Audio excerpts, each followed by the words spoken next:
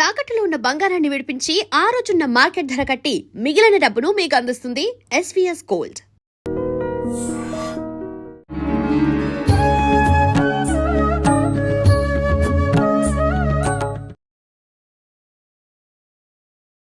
నమస్కారం, welcome to I dream. ధర్మ మార్గం విత్ విజిత కార్యక్రమానికి స్వాగతం. ప్రస్తుతం మనతో పాటు ఉన్నారు శ్రీ విద్యా ఉపాసకురాలు శ్రీ మహావిద్యానందగిరి మాతాజీ. ఇప్పుడు వారితో మాట్లాడి మరిన్ని విషయాలు తెలుసుకుందాం. నమస్కారం అమ్మా. శ్రీమాత్రే నమః తల్లి. శ్రీమాత్రే నమః అమ్మ. అమ్మ, సాధన అని వింటూ ఉంటాం. అసలు ఏంటి సాధన అంటే?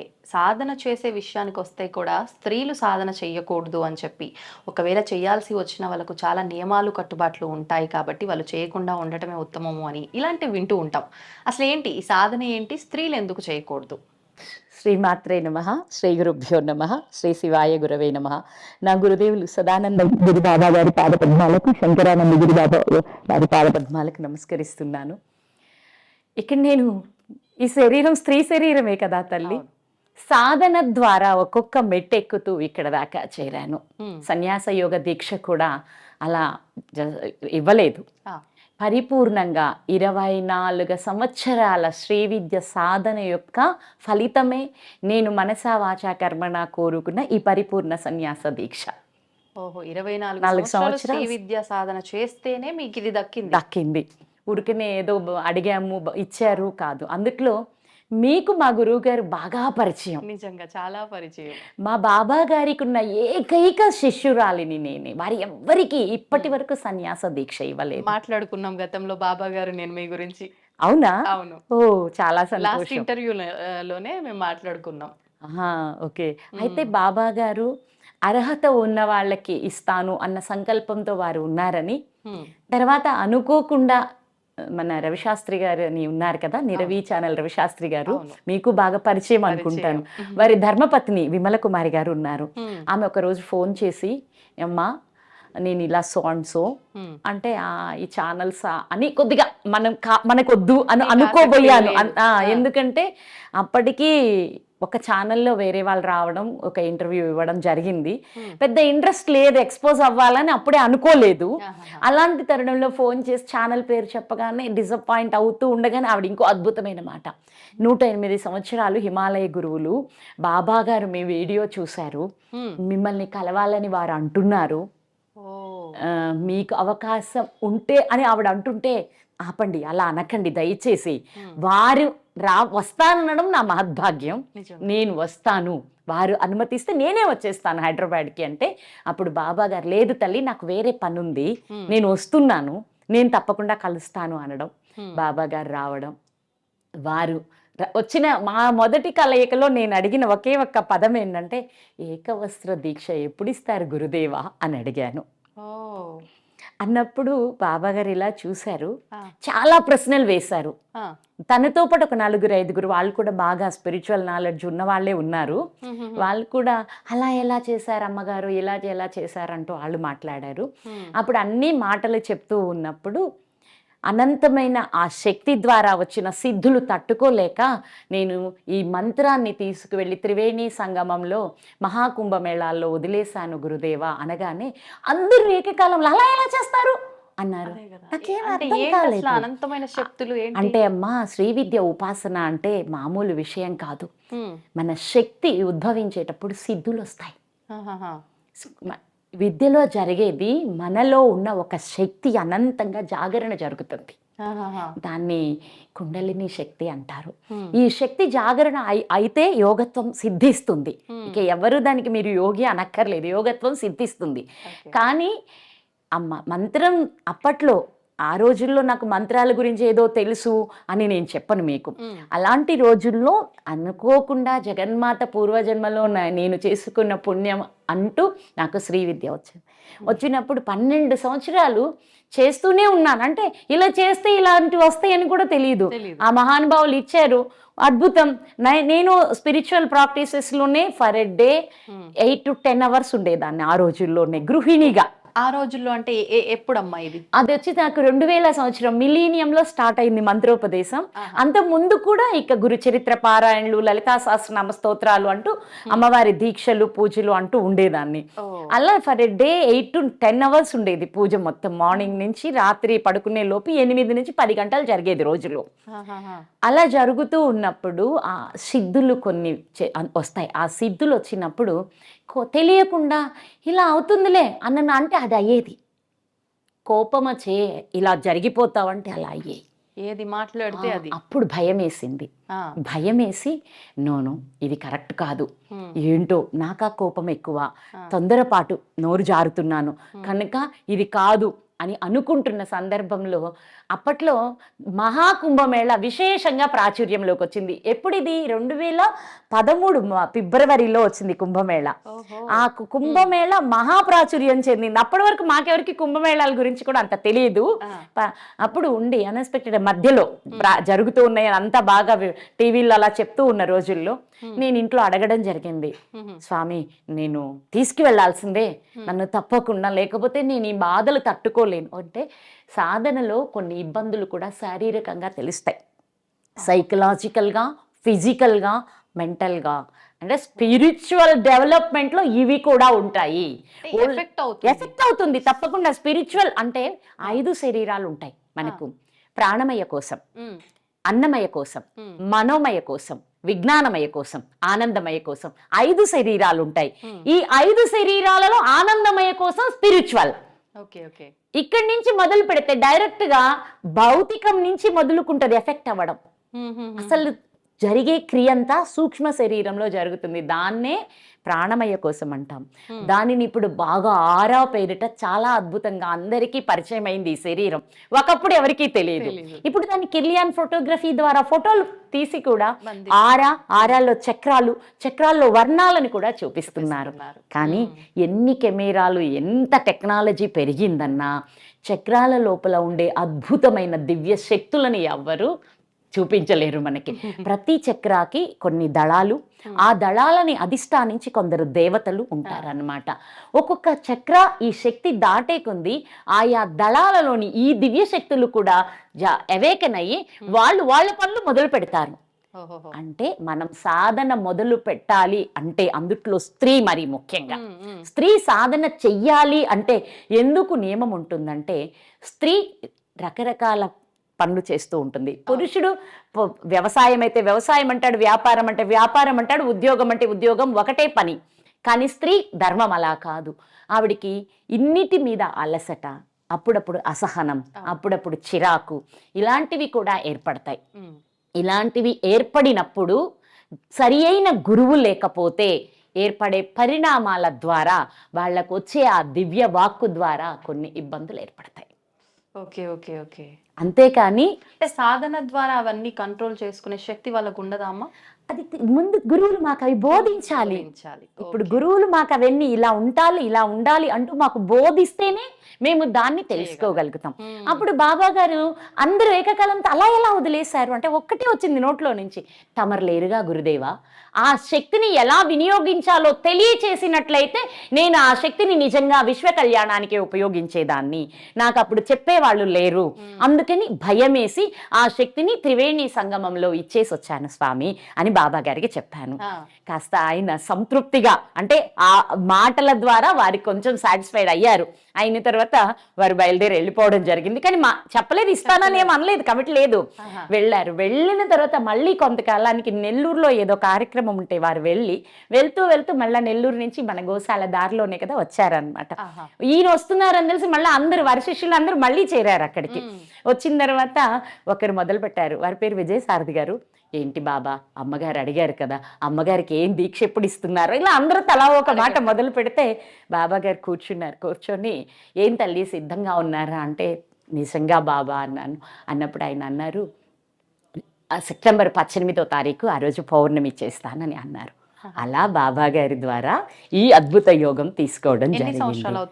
2 నుండి 3లోకి వస్తున్నానమ్మా పరిపూర్ణంగా. అయితే అంతకుముందు 7 సంవత్సరాలు అంటే 2018 నుంచి 2023 వరకు వానప్రస్థాశ్రమంలో ఉన్నాను. అంటే గోశాల నిర్మాణం చేసి గోవుల్ని సేవిస్తూ అన్ని బంధాలన్నిటినీ పూర్తిగా వదిలివేసి వచ్చి గోశాలలో ఉన్నాను అన్నమాట. 7 సంవత్సరాలు అలా చేశాకే ఇస్తారు గురువులు. వానప్రస్థం చేయకుండా డైరెక్ట్ గా సన్యాసం అందరికీ లభించదు. అంటే బాబా లౌకికంగా మాట్లాడాలంటే బ్యాచులర్ గా ఉండి సన్యాసి దీక్ష తీసుకోవచ్చు, బ్యాచులర్ తీసుకోవచ్చు. ఒక గృహస్థు పురుషుడైనా స్త్రీ అయినా గృహంలో నుంచి బయటికి రావాలి అంటే, సన్యాసం తీసుకోవాలి అంటే వాళ్ళు కొంతకాలం వానప్రస్థం చేయాలి. అంటే కుటుంబం నుంచి విడిపడి మనల్ని మన మనస్సు మన బుద్ధి అన్ని స్థిరపడే వరకు ఈ వానప్రస్థాశ్రమ సాధన చేయాలి.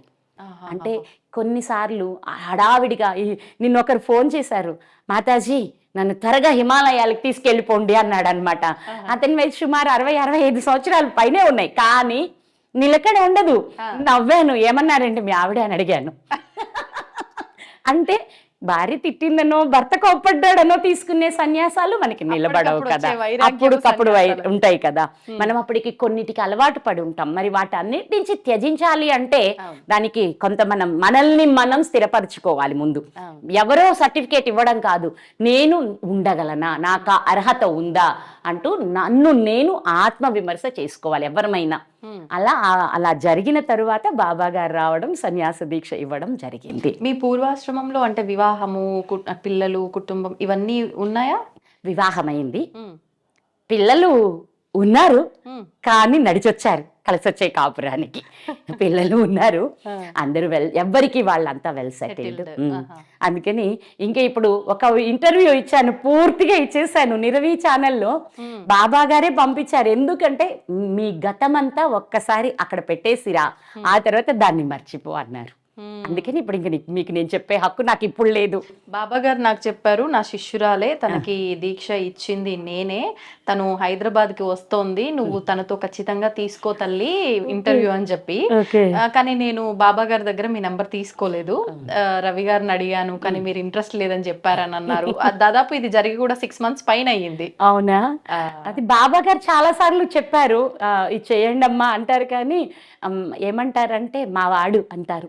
అంటే వారి శరీరాన్ని చూడరు కదా, జీవుడిని చూస్తారు కదా. అందుకని మా వాడు కూడా ఇస్తే బాగుంటుందని అంటుంటారంట మన రవిశాస్త్రి గారి వారితోని. ఏదైనా భగవంతుడు మనల్ని అనుగ్రహించాలి తల్లి, ఆయన అనుగ్రహం ఎప్పుడు లభిస్తే అప్పుడు లభిస్తుంది. కానీ నేనైతే ఇప్పుడు ఒక చిన్న మీటింగ్, అంటే పిరమిడ్ ధ్యాన చక్రం జరుగుతూ ఉంది ఇప్పుడు. అక్కడ రాత్రి మమ్మల్ని ఆహ్వానించారు, ఆ సత్సంగంలో పాల్గొనడానికి రావడం జరిగింది. వచ్చాను కదా, ఇంకా బాబా గారు చెప్పారు అన్న దాని మీద ఇప్పుడు అయితే మీతోని ఒక మహా అద్భుతమైన లోక కళ్యాణార్థమై ఒక పూజ సంకల్పించాము. అప్పుడు నేను తప్పకుండా మీ అందరితోటి కలిసి చేయాలని సంకల్పించుకున్నాను. దాన్ని నేను ఉగాది రోజు కానీ అట్లా ఆ రోజుల్లో చూసి అనౌన్స్ చేద్దాం అనుకుంటున్నాను, మంచి రోజు చూసేసి. అప్పుడు తప్పకుండా మీ అందరికీ తెలియచేసి, ఎందుకంటే మా ధర్మాలు ఇంకా కొన్ని ఉంటాయి. గతంలో మీరన్నట్టు గృహస్థుగా ఉన్నప్పుడు చేసిన పూజల్లో లోక కళ్యాణార్థం అనే సంకల్పం ఉన్నా లోకం కనపడదు, గృహమే కనిపిస్తుంది. మాకు అంటూ కావలసిన కోరికల మీదే మనస్సు ఉంటుంది. కానీ సన్యాస యోగం అంటేనే లోక కళ్యాణం, సకల జనుల శ్రేయస్సు. ఇంకా నిజం మాట్లాడాలంటే నాకు 2 మాటలు తెలుసు, ప్రకృతి పరిరక్షణ, జీవకోటి సంరక్షణ. ఇదే సన్యాసి యోగి యొక్క ధర్మం అన్నమాట.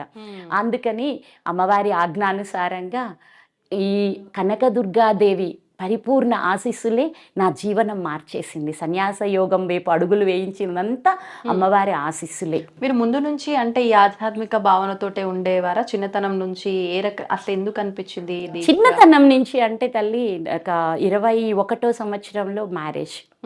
ఆ మ్యారేజ్ అయినప్పుడు ఆ ఇల్లు అద్భుతమైన పూజల నిలయం, నేను అడుగుపెట్టిన ఇల్లు.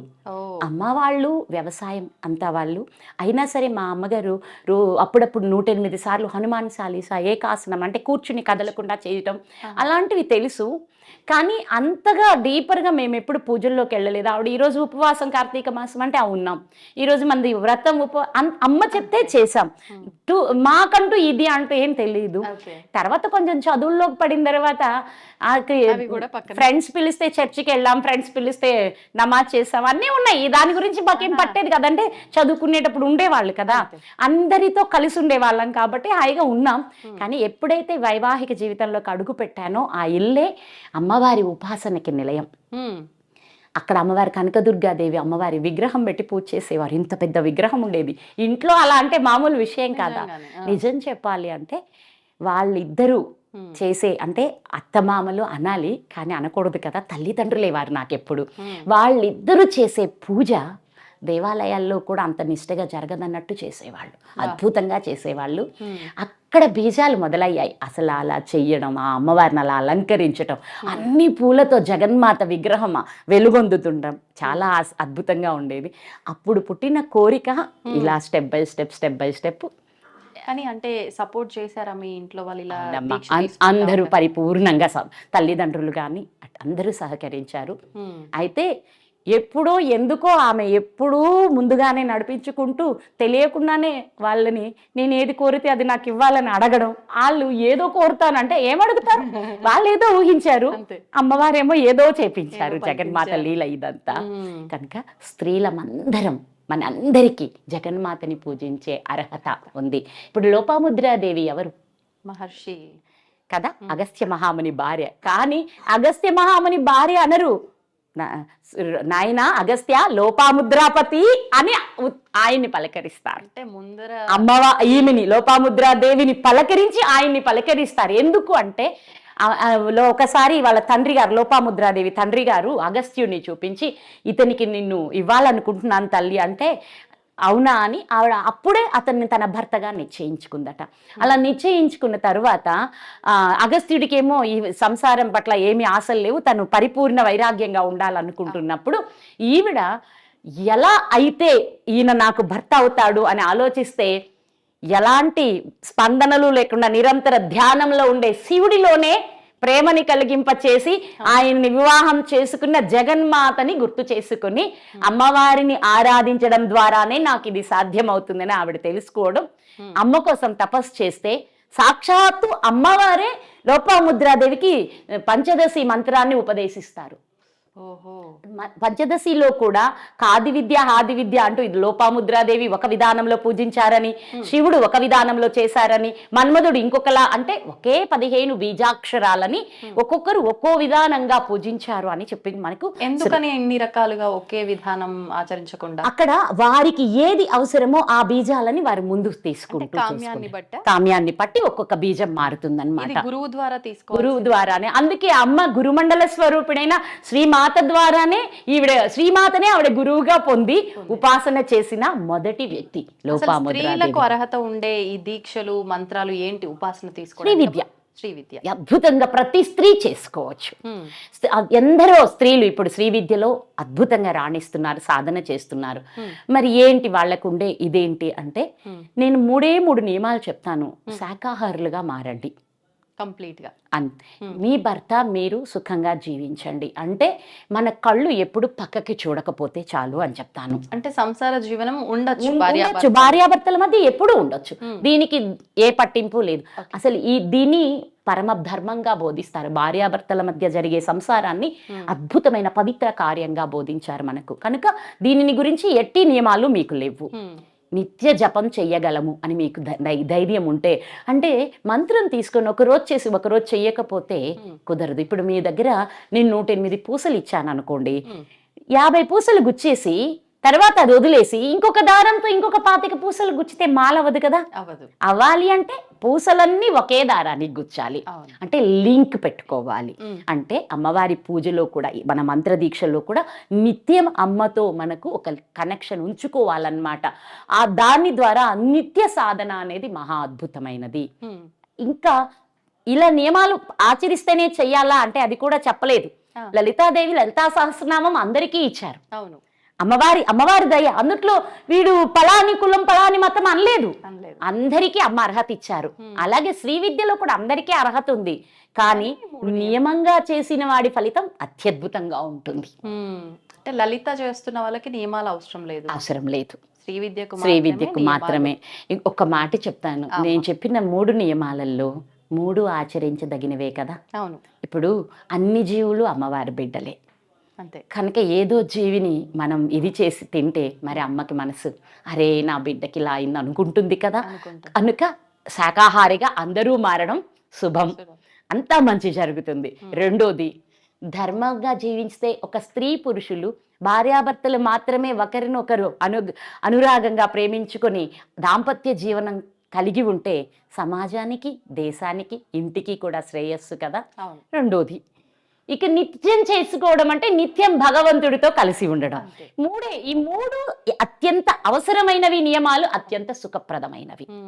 అలాగే స్త్రీ శరీరంలో సహజంగా ప్రతి నెల కానీ ఆ 4 రోజులు మంత్రం చేయకుండా ఉండమనే చెప్తాం, అంతే.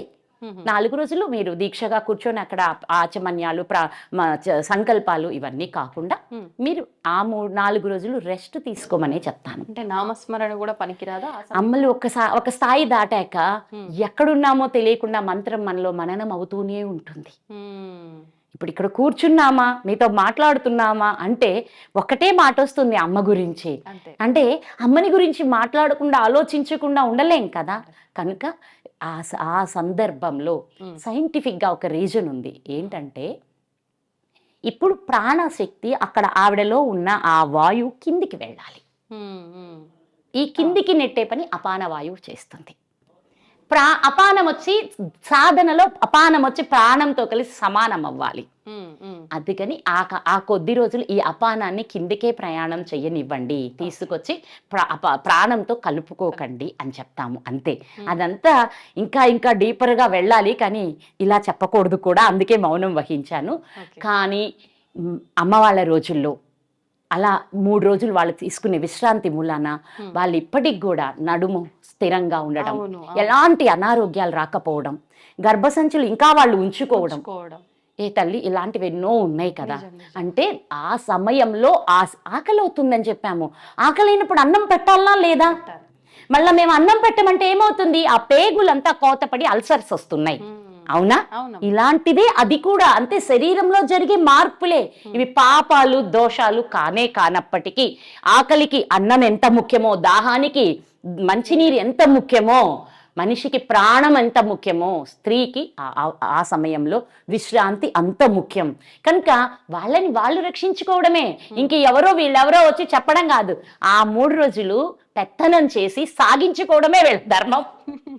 అర్థమైంది ఏం చెప్పాను? నేను తిరగకూడదండి, నాకు శరీరానికి రెస్ట్ అవసరం, మీరు నాకు ఆహారం అందించండి అని చెప్పి చేయించుకోవడానికి ఆ 3 రోజులు అద్భుతమైన రోజులు. వాటికి అపవిత్రత ఎక్కడుంది? లేదు. కనుక పవిత్రంగా వాళ్ళని వాళ్ళు ఆరోగ్యంగా ఉంచుకోవడానికి ఇచ్చే నియమం ఇది, అంతవరకు. ఇక మిగతా విషయాలు అంటారా, వాళ్ళు పొద్దున్నే లేచి స్నానం చేసుకుని వాళ్ళ పనులన్నీ వాళ్ళు చేసుకుని అమ్మవారిని ఆరాధించుకోవచ్చు. ఇంకా అందరూ సన్యాసులు అవ్వాలి అంటే దేశంలో జనాలు ఎక్కడ దొరకరు కదా. సన్యాసం కూడా ఎవరికి రావాలో అది మనం వద్దన్నా ఎత్తుక్కుంటూ వస్తుంది, అంతే. మనం ఏదో కోరుకున్నాము అని చెప్పి అందరికీ రాదు. పూర్వజన్మలో మనకేదో యోగ్యత ఉంటుంది, ఉన్నది వస్తుంది తప్పనిసరిగా.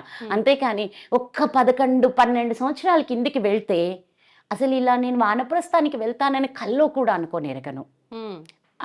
వానప్రస్థానికి వచ్చి సాధన చేస్తూ కూడా పరిపూర్ణంగా నిజంగా సన్యసిస్తానన్న నమ్మకం కూడా లేదు. అంటే మనం ఆలోచించకపోయినప్పటికీ జరగవలసింది ప్రకృతి తన పని తను ఎప్పుడూ చేస్తుంది. అందుకే నేను ఎప్పుడు ఒకటే మాట చెప్తాను, నేచర్ ఈజ్ ఆల్వేస్ రైట్. మనం ప్రకృతికి అలా సహకరిస్తూ వెళ్ళిపోయామనుకోండి, అంతా శుభమే జరుగుతుంది, మంగళకరమే ఉంటుంది. కాలమే అన్నిటికీ. ఇప్పుడు కాలమే జగన్మాత, కాలమే పరమశివుడు. అందుకే ఆవిడ కాళికా రూపం అవుతుంది, ఈయన మహాకాళుడు అవుతాడు. ఇద్దరి యొక్క కలయికతోనే కాలం జరుగుతోంది. అందుకనే వాళ్ళిద్దరిని అలా పిలుస్తాం. కనుక వాళ్ళ ఇద్దరి మహాకాళుడి యొక్క సంకల్పంతో మహాకాళి చేసే పనే. అందుకే ఏం చెప్తాం అమ్మవారిని, చిదగ్నికుండ సంభూత దేవకార్య సముద్యుత అంటాం. అయ్యవారి యొక్క సంకల్ప అగ్నిలో నుంచి అమ్మ పుట్టింది. ఎందుకు పుట్టింది? ఆయన ఏది చెయ్యాలని సంకల్పించారో అదెల్లా చేస్తూ ఉంటుంది అమ్మ. నాన్న అంటారు ఈరోజు 10 మందిని భోజనాన్ని పెట్టాలి అంటారు, నాన్న పెడతారా? మరి ఎవరు పెడతారు? అమ్మ పెడుతుంది. అంటే నాన్న సంకల్పాలని పరిపూర్ణం చేస్తుంది అమ్మ. అదే ప్రకృతి ధర్మం. ప్రకృతిలో నాన్న ఏదైతే మహాకాళుడు ఏదైతే సంకల్పిస్తాడో ఈవిడ కాళికగా మారి ఆ పనులన్నీ పూర్తి చేస్తూ ఉంటుంది. కనుక మహాకాళి స్త్రీ అయినప్పుడు అన్ని రూపాలలో ఉన్న అమ్మ ఇచ్ఛాశక్తి, జ్ఞానశక్తి, క్రియాశక్తి మూడు అమ్మే అయినప్పుడు మరి అమ్మని ఆరాధించడానికి మనకి తప్ప ఇంకెవరికి అర్హత ఉంది? స్త్రీలకే పరిపూర్ణ అర్హత ఉంది. ఏం చెయ్యాలంటే ఇంత ఈ మూడు అంతవరకు ఎక్కువ అసలు మనం ఎక్స్పాండ్ అవ్వక్కర్లేదు. ఎవరిమైతే దైవ ఆరాధనలో ఉన్నామో వాళ్ళు ఎప్పుడు ఈ మూడు విషయాలు గుర్తు పెట్టుకొని ఉంటారో వాళ్ళు పరిపూర్ణ దైవ స్వరూపంగా మారిపోతారు. ఇది నిజం. అమ్మ, ఈ మధ్య కాలంలో చాలా వరకు మనం గమనిస్తూ ఉన్నాము, ఏ చిన్న ఇబ్బంది వచ్చినా అది ఖచ్చితంగా దృష్టి దోషాల వల్లే వస్తుంది అని చెప్పి. అంటే కొంచెం ఎదుగుతున్నాము, లేదు పక్క వాళ్ళకన్నా కొంచెం మనం బెటర్గా ఉన్నాము అనే ఆలోచన వాళ్ళకు వచ్చినప్పటికీ ఖచ్చితంగా అది ఒక దృష్టి దోషంగా మారి ఏదో రకంగా మనం దానికి ఇబ్బంది పడుతున్నాం. ఇది ఒక మనుషుల విషయంలోనే కాదు, కుటుంబ సభ్యులందరికీ వర్తిస్తుంది, ఇంటికి వర్తిస్తుంది. అంటే ఎంత సంతోషంగా ఉన్న ఆ కుటుంబ సభ్యులు అందరూ కూడా ఎంత ఇబ్బందుల పాలవుతారు అని అంటే దాని నుంచి కోలుకోలేని స్థితికి కూడా వెళ్ళిపోతూ ఉంటారు. అంటే ఒక్క నరదృష్టికి ఇంత ఇబ్బంది ఉంది అనేది అర్థమవుతోంది స్పష్టంగా. మరి దీని నుంచి బయటపడాలంటే ఏదైనా మార్గం ఉందా? శ్రీ గురుభ్యో నమః, శ్రీ శివాయ గురవే నమః, శ్రీ శ్రీమాత్రే నమః. నా పూజ్య గురుదేవులు సదానందగిరి బాబా వారి పాదపద్మాలకు, శంకరానందగిరి మహారాజ్ పాదపద్మాలకు నమస్కరిస్తున్నాను. చాలా మంచి ప్రశ్న వేశారు తల్లి. ఇప్పుడున్న పరిస్థితులలో మనం ఈ పరిహారాలు ఇవ్వడం ద్వారా అందరూ బాగుంటారు. ముందన్నిటికంటే గొప్ప పరిహారం ఏంటంటే ఆలోచన. వీళ్ళు యాక్సెప్ట్ చెయ్యకపోతే వీళ్ళని ఏదీ తాకలేదు. ఏ రకంగా అమ్మా? ఉదాహరణ, ఇప్పుడు వాళ్ళు కుళ్ళుకుంటున్నారు, వాడు చూస్తున్నారు, వాళ్ళు ఏడుస్తున్నారు, ఓకే. అబ్బా వాడి దృష్టి ఎక్కువ తగులుతోందండి, వాడు మాకు బడి ఏడుస్తున్నాడండి అనే మాటలను మనం మాట్లాడకపోతే, ఓహో వాడేంటి మనల్ని చేసేదని ఒక మనోధైర్యంతో ఉంటే మన ఆరాని కూడా, అంటే మన ఇంటి గోడని కూడా అన్నట్టు, మన ఇంటి గోడని మన ఆ ఒంటి ఆరాని కూడా తాకలేదు ఎవరి ఎనర్జీ. ఇప్పుడు ప్రజలు మానసికంగా బాగా బలహీనులైపోయారు. బలహీనులైపోయి ఏ చిన్న ఇబ్బంది జరిగినా మాకెవరో ఏదో చేశారు, అవును, మాకేదో అయిపోతుంది, మమ్మల్ని వాళ్ళు అలా చేస్తున్నారు, ఇలా చేస్తున్నారు అంటూ పదే పదే దానిని మాత్రమే స్మరిస్తున్నారు. అవును. అలా కాకుండా ఇలా చేసి చూడమనండి. ఎవ్వరు ఎంత దారుణమైన పరయంత్ర, పరమంత్ర, పరతంత్ర, పరకృత్యాది సకల దోషాల నివారణకి ఏకైక మంత్రం ధైర్యంగా నాకు భగవంతుడు అండగా ఉన్నాడు, నన్ను జగన్మాత రక్షిస్తూనే ఉంది అని ఒక్క నమ్మకం పెట్టుకోమనండి. ఈ అమ్మ శక్తి, ఇన్ని పురాణాలు చూశారు, సినిమాల్లో కావచ్చు, ఎక్కడైనా అమ్మ కాకుండా ఎవరైనా గెలవంగా మీరు చూసారా? లేదు. బండాసురుని వధించిందమ్మే, మహిషాసురుని వధించిందమ్మే, శుంభని, ఇలాంటి అందరి రాక్షసులను వాళ్ళు అసలు ఇంకా ఇంతకంటే గొప్పోడు లేడరా అన్నట్టుంటాయి వాళ్ళ చరిత్రలోకి మనం వెళ్తే. కానీ ఎంతటోడిని కూడా సునాయాసంగా చిరునవ్వుతో అమ్మక ఇది చేశారంటే ఇక్కడ ఒక విషయం ఉంది. మీరు ఏ రూపాన్ని నమ్మారు అనే దాన్ని కూడా ఈ రోజుల్లో ఇక్కడికి వచ్చిన తర్వాత నాకు పలాని విగ్రహం, పలాని రూపం, పలాని పేరు అని కూడా ఏమీ ఉండదు. అహం బ్రహ్మస్మి అని గురువు బోధించి అది అనుభవపూరితంగా అర్థమైతేనే పూర్ణోపాసన పూర్తయినట్టు. అంటే పూర్ణ ఉపాసన అంటే శ్రీ విద్యలో ఇంకా అంత తర్వాత ఇంకేం మిగలదన్నమాట. ఆ స్థితి రావాలి అంటే గురుపాదుకాంత దీక్షలో నేనే బ్రహ్మని, అహం బ్రహ్మస్మి, అయమాత్మ బ్రహ్మ, శివోహం, ప్రజ్ఞానం బ్రహ్మ అంటూ ఇలా మేము ముందుకెళ్తూ ఉంటామన్నమాట. ఈ 4 పదాలు 4 వేదాల్లోంచి వస్తాయి. ఈ 4 వేదాలలో ఏం చెప్తున్నాయి అంటే అన్నీ నువ్వే అని చెప్తున్నాయి. నేనే బ్రహ్మని, నువ్వు తత్వమసి, నువ్వే అది అయ్యున్నావు అంటే సాక్షాత్తు ఈ సృష్టికి మూలమైన బ్రహ్మ పదార్థమే నువ్వు అయ్యున్నావు అని చెప్పి చెప్తుంది. ఆ నేనే ఈ సృష్టి మొత్తానికి మూలం. ఆ ఒక్క స్థితి మర్చిపోతున్నారు. నేను అనంత శక్తి స్వరూపాన్ని అని గుర్తిస్తే వెంటనే వాళ్ళ వైపు వచ్చే ఈ నెగిటివ్ ఎనర్జీస్ అన్నీ వాటికి అవే డిసింటిగ్రేట్ అయి డిసపియర్ అయిపోతాయి. అది నేనుకున్న బలం. కానీ అలా నేను అనుకుంటున్నాం, కానీ నేను నాది అనే స్వార్థంలో ఆగిపోతున్నామే తప్ప మీరన్న బ్రహ్మ పదార్థంగా మిగిలిపోవట్లేదు. మరి అలా ఉండాలంటే అమ్మ నేను ఇప్పుడు ఇది గురువుగా నేను ఇచ్చిన వాక్యాన్ని బిడ్డలు ఎంతోమంది తీసుకొని ఈ నేను అనంతమైన శక్తితో నిరంతరం పరమాత్మని రక్షణలో ఉన్నాము అని గుర్తిస్తారో మొట్టమొదట అసలు ఒకళ్ళ దుంచి మనకి ఏది తాకడం ఆగిపోద్ది. ఇది ఆగిపోయిన తర్వాత వీళ్ళు అప్పటికే ఇబ్బందుల్లో ఉన్నారు, మానసిక బలహీనతలతో ఇంత స్థాయిలో ఆలోచించలేని వాళ్ళు కూడా ఉంటారు కదా. వాళ్ళు ఇప్పటి నుంచి ఒకటి చెయ్యమని చెప్పండి. ఎందుకంటే పాజిటివ్ యాటిట్యూడ్ డెవలప్ చేసుకోమని చెప్పండి. మన ఇద్దరం కూర్చున్నాం, మీకు ఒక ఆశ ఉంది, ఓకే, మీరు ఈ వృత్తిలో ఉన్నతంగా ఎదగాలనుకుంటున్నారు. ఈ గురువు ఎదురుగా కూర్చొని ఇది ఒక్కటే అడగండి, నేనున్న ఈ స్థాయి నుంచి ఇంకా ఉన్నతంగా ఎదగాలనుకుంటున్నాను, మీరు అనుగ్రహించండి. దీని కింద మాటలు మాట్లాడద్దు. అంటే ఏ రకంగా అమ్మా? ఇప్పుడు ఇది మీది, మీరు నాది, సో బీట్ మీది మీకు పూర్తి చేసుకోండి. తదాస్తు ఆశీర్వదించండి. తదాస్తు మనోవాంఛ ఫలసిద్ధిరస్తు. ఇప్పుడు మనం ఇంకెవరినన్నా ఒకరిని సమ్ ఎక్స్ని తీసుకుందాం. ఇక్కడ ఒక ఎక్స్ వచ్చారు, ఈ రోజే ఒకళ్ళు వచ్చారు, కూర్చొని నా ఫ్రెండ్ చాలా కష్టాల్లో ఉందండి అంటే ఆవిడ చెప్తుంది నాదేం లేదు, మా ఫ్రెండ్ మరీ ఘోరంగా, దీనికి ఇంకా కష్టాలండి, అబ్బో మమ్మల్ని గురించి మేము చెప్పలేము అంటూ వాళ్ళు ఎంతసేపు నెగిటివ్స్ మాట్లాడుతూ కూర్చున్నారు. అంటే కష్టాలే స్మరిస్తున్నారు, కష్టాలనే ధ్యానిస్తున్నారు, కష్టాలనే ఆహ్వానిస్తున్నారు. మీరు విశ్వం నుంచి ఏది కోరుకుంటారో మీరు అది పొందుతారు. మరి మీ ఎదురుగ్గా నిలువెత్తు ఉదాహరణ నేనే కదా, ఒక్కటే కోరుకున్నాను, పరిపూర్ణ సన్యాస దీక్ష స్వీకరించి నా దేశం కోసం, నా ధర్మం కోసం నేను ఎంతో కొంత చేసిన తర్వాతే ఈ శరీరం వదలాలి అని సంకల్పించుకున్నాను. మన విశ్వమంతా ఏకమై నా సంకల్పాన్ని నెరవేర్చింది కదా. ఇదే జరుగుతుంది. ఇది సత్యం, సత్యం, సత్యం. ఎప్పుడైతే మన ఆలోచనల్లోకి ఏమి కావాలో దానిని మాత్రమే మాట్లాడితే, దాని గురించి మాత్రమే ఆలోచిస్తే, దానిని పదే పదే కోరుకుంటే అది మనల్ని చేరుతుంది. కానీ అమ్మా మీరు అన్నది వాస్తవం అనుకుందాము, మీ విషయంలో అది జరిగింది అంటే ఆల్రెడీ డెస్టినీ అలా క్రియేట్ చేయబడి ఉందేమో మీకు అలా జరగాలని. అంటే తలరాత, కర్మ ఇవన్నీ ఎన్నెన్నో మాట్లాడుతుంటాం. ఉన్నాయి నాన్న, కర్మలు అన్నీ ఉన్నాయి తల్లి. మరి అవన్నీ ఉన్నప్పుడు నాకు అది జరగాలని ఉందో లేదో, నేను పాజిటివ్గా అన్నంత మాత్రాన జరుగుతుందా? తప్పకుండా. ఎందుకంటే నేను ఎవరని చెప్పాను, అనంత శక్తి నేను మాట్లాడితే, నేను సంకల్పిస్తే విశ్వమంతా ఏకమై నాతో కలిసి ఆ పనిని పూర్తి చేస్తుంది. అదే నేనుకున్న గొప్పతనం. ఇదొక్కటి చెయ్యాలి వాళ్ళు.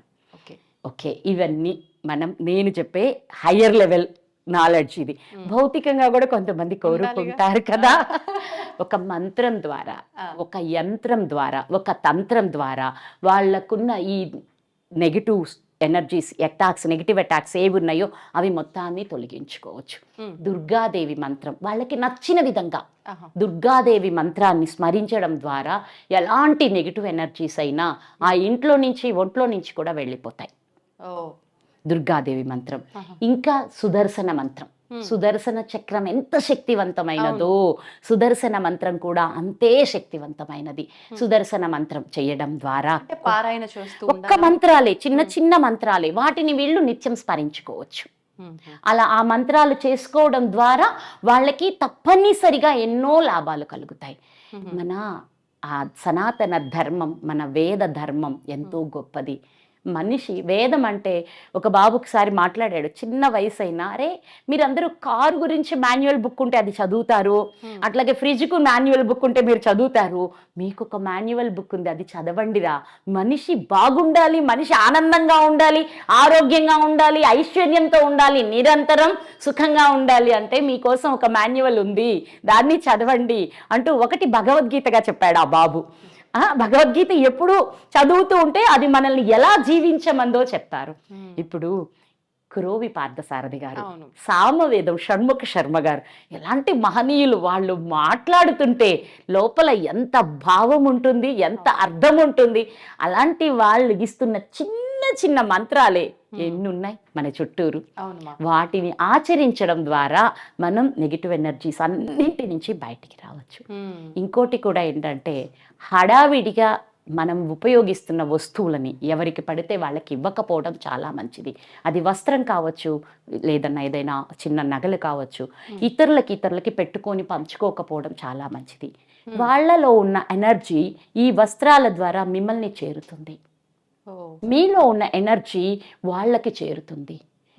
అది కూడా జరుగుతుంది. ఇది జరుగుతుంది. కొంతమంది ఖండించవచ్చు, కానీ దీనిని మేము ఇదొక కోర్స్, మేము చక్కగా అభ్యసించాము, దాన్ని చూసాము, నేర్చుకున్నాము కూడా. కాబట్టి ఇది కూడా తగ్గించుకోవడం చాలా మంచిది. మాట్లాడితే వాళ్ళ వస్తువులు వీళ్ళ వస్తువులు వాళ్ళు ఎక్స్చేంజ్ చేసుకోవడం కూడా. అలాగే ఇంట్లో కర్పూరం ఉంది కదా, గడ్డ కర్పూరం అన్ని రూముల్లో అన్ని మూలలలో ఉంచుకోవడం ద్వారా నెగిటివ్ ఎనర్జీ ఆ రూములన్నింటిలోంచి వెళ్ళిపోతుంది. ముద్ద కర్పూరం. అలాగే కారు, వాహనాలు ఉంటే వాహనాల్లో కూడా పెట్టుకోవచ్చు. ఇంకా పట్టిక ఒకటి ఉంటుంది. పట్టిక రాత్రి వేళ నిద్రించేటప్పుడు కాళ్ళకు కింద ఒక స్టూల్ లాంటిది, ఇలా కాళ్ళు ఉంటాయి కదా, స్టూల్ లాంటిది పెట్టి అక్కడ ఒక పట్టికను పెట్టుకోవచ్చు. ఈ పట్టిక రాత్రి తెల్లవారేటప్పటికి మీలో ఎనర్జీ అంతా లాగేస్తుంది. ఆ లాగేసిన దాన్ని తీసి ఎవరు మళ్ళీ మన చేతితో కూడా తాకొద్దు. మన చేతుల్లో కూడా ఎనర్జీ అబ్జర్వింగ్ పాయింట్స్ ఉంటాయి. ఎనర్జీని స్వీకరించగలవు, ఎనర్జీని ఇవ్వగలవు అనమాట. కాబట్టి ఈ పటికని ముట్టుకునేటప్పుడు ఒక గ్లౌజ్ కానీ లేకపోతే ఒక ప్లాస్టిక్ కవర్ కానీ తీసుకొని దాన్ని ఇంకెవరికి ఇబ్బంది కలగకుండా ఒక మురుగు కాలంలో పడేయాలి. ఇతరులకి అది చేరకూడదు అన్నమాట. ఓకే, అంటే ఏ రోజుకి ఆ రోజు ఇది సపరేట్ గానే ఆ పటికని అలా తీసి పడేయడం ద్వారా అరికాళ్లలో కొన్ని చక్రాస్ ఉంటాయి. ఈ చక్రాస్ ఏం చేస్తాయంటే రాత్రి నిద్రించే వేళ ఈ నెగిటివ్ ఎనర్జీని అంతటిని బయటికి వదులుతుంటాయి. బయటకు వదిలినప్పుడు రూమ్లో కాకుండా అలా అది తీసేసుకుంటుంది, మొత్తం అది అబ్జర్వ్ చేసుకుంటుంది. ఇంకా కొన్ని టెక్నిక్లు ఉన్నాయి, వీటిని మనం పర్సనల్గా ఇవ్వాలి. ఎవరికి పడితే వాళ్ళకి ఎలా పడితే అలా ఇచ్చామనుకోండి, వాళ్ళు దుర్వినియోగపరుస్తారు. అన్నీ మనం ఎలా పడితే అలా చేయకూడదు. ఎప్పుడైనా ఒకసారి మీరు ఒక మంచి క్లాస్ ఆర్గనైజ్ చేయండి మీ టీవీ ఛానల్ తరఫున, మంచిగా ప్రజలకి అద్భుతమైన యోగాలు ఇద్దాం. అలాగే ఇంకోటి ఏంటంటే, అందరికీ బూడిద గుమ్మడికాయలు ఇలాంటివన్నీ తెలిసిన టెక్నిక్లే, వాళ్ళు అవి చేసుకుంటూ ఉండొచ్చు కూడా. సింధూరం అంటే స్వామి హనుమంతుడి సింధూరం. కానీ ఇప్పుడు నిజం చెప్పాలంటే మీకు సింధూరం కూడా కల్తీనే అని చెప్పాలి. మా గోశాలలో చెట్టు నుంచి కోసిన కాయల నుంచి మేము సింధూరం తయారు చేసి స్వామివారికి అభిషేకం చేసుకుంటాం అన్నమాట. అద్భుతంగా ఉంటుంది, నిజంగానే అద్భుతంగా ఉంటుంది. అలాంటి పవిత్రమైన సింధూరం కానీ దొరికితే దానికి పచ్చకర్పూరం ఇది ఉంటుంది చూడండి, జవ్వాది, అలాగే కుంకుమ పువ్వు, ఇలాంటివన్నీ కలిపి దానిలో మనం హోమం చేస్తాం కదా, హోమం చేసిన భస్మం కొంచెం నేతితో కలుపుకొని నిత్యం ధరించడం ద్వారా ఇలా ఈ ఉంగరమేలుతో ఆజ్ఞా చక్రాలు లేదా ఇక్కడ పాల భాగంలో ఇలా రెండు చోట్ల ఇక్కడే పురుషులు అనుకోండి ఇలా అయినా అనుకోవచ్చు, స్త్రీలైనా ఇలా అనుకోవచ్చు, ఎవరైనా అది ధరించడం ద్వారా, ధరించేటప్పుడు అమ్మవారిని తలుచుకొని ధరించడం ద్వారా ఇంకా అద్భుతమైన ఫలితం. ఎలాంటి నెగిటివ్ ఎనర్జీస్ వాళ్ళ ఆరాలో కాదు కదా. ఇంకో విషయం, మీకు నెగిటివ్ ఎనర్జీస్ అంటే ఏదో ఇంట్లో ఉంటాయి కాదు, ఒంట్లోనే కూడా కాదు, ఆరాలో ఉండే చక్రాస్లో కూడా వెళ్ళిపోతాయి నెగిటివ్ ఎనర్జీస్. అంత డీప్ క్లెన్స్ అవుతుంది, వెళ్తాయి. ఇప్పుడు ఈ ధరించడం ద్వారా ఇక్కడ ఇవన్నీ మాస్టర్ చక్రాస్ అన్నమాట. ఈ చక్రాస్లో పెట్టుకోవడం ద్వారా, ఈ రెండు చక్రాల్లో ధరించడం ద్వారా వెంటనే అవి కింద చక్రాలకు కూడా ఈ ఎనర్జీని పంపించి కింది చక్రాల్లో ఉన్న నెగిటివ్ ఎనర్జీస్ని కూడా తరోగా క్లీన్ చేస్తాయి. మొత్తం విశుద్ధి, అనాహత, మన మణిపూరక, స్వాదిష్టాన, మూలాధార, ఈ చక్రాలన్నీ కూడా క్లైన్స్ అవుతాయి.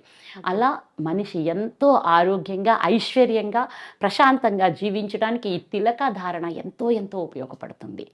ఇది చేసి ధరించి వాళ్ళని ఆనందంగా జీవించమని చెప్పండి. ఈరోజు మీరు బిడ్డల కోసం ఇంత మంచి మాట అడిగారు కాబట్టి ఈ టెక్నిక్ తప్పకుండా ఉపయోగించుకోమని చెప్పండి. మంచి రెమెడీ తెలియజేశారు నిజంగా. శ్రీమాత్రే నమః తల్లి.